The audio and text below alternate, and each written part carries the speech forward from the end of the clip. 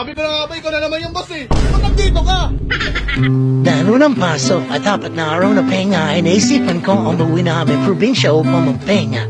At nang pag-uwi ko nga ay diridalo nila akong inakit kung gusto ko doon sumama para manghuli na kanilang pamahin para sa pagtagultol.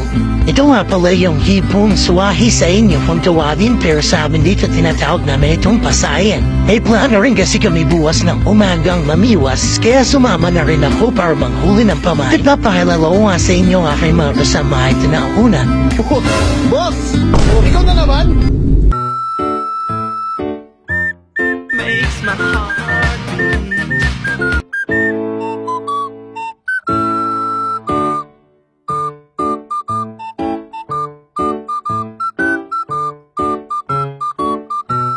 Carmelita.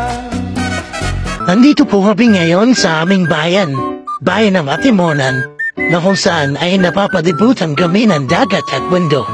Ang mga nauhuli po ng mga pamain na uhulihin namin na hipon ay mga isda na kung tawagin ay bisugo at lapu-lapu na kung saan ay ginagawa nilang pamain, napapanad sila sa dagat at inuugob yung kanilang gamit na panghuli upang makahuli sila ng mga isda na lamang dagat.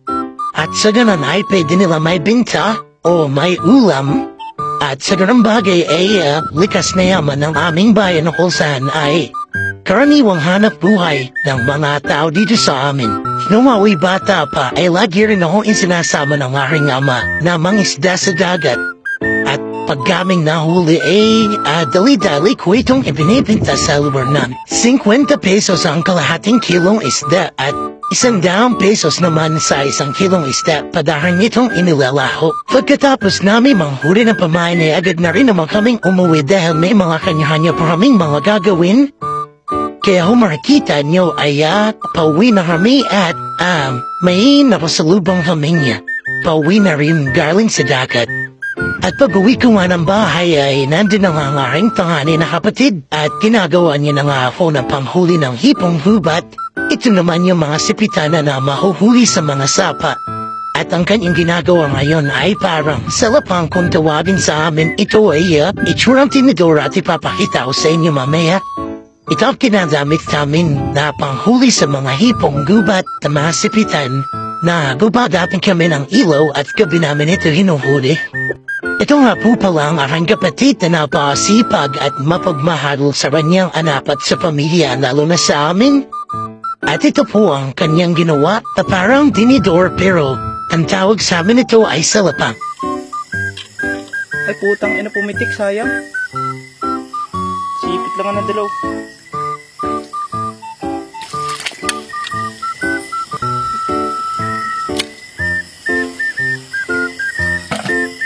Dito nga po ay na-realize ko na mahirap pala mag-vlog lalo na at isang kamay ang gamit. At pag cellphone lang ang gamit, isang kamay cellphone at isang kamay ay salapang panghuli ng hipon. Ay, ayos. Malaki-laki pa. Ako pa. Ang gandang salapang mano. Pre.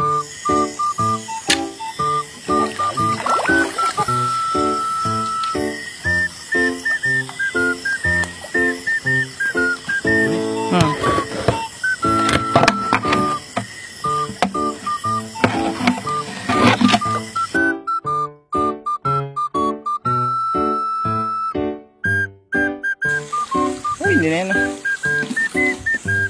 Sipit yung hype na. Yes,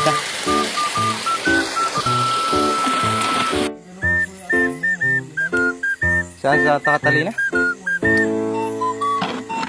Ligaw tayo dun. Ligaw. Kita ko kung nasaan.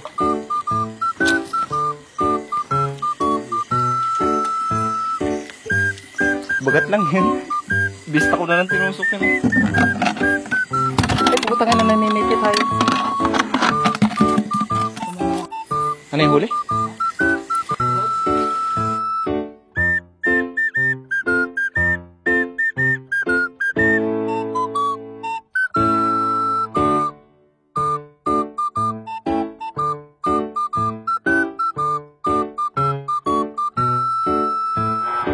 Sa puntong ito ay 5% na lang ang battery ng cellphone ko kaya hindi ko na nabidyoan yung buong detalye kung ano nangyari kung gaano karami na huli namin ang nagdulo. So ito yung buong huli namin nung nangilaw kami. At ito naman yung halagas kung tawagin sa amin. Awan ko po natawag sa inyo pero masarap yan.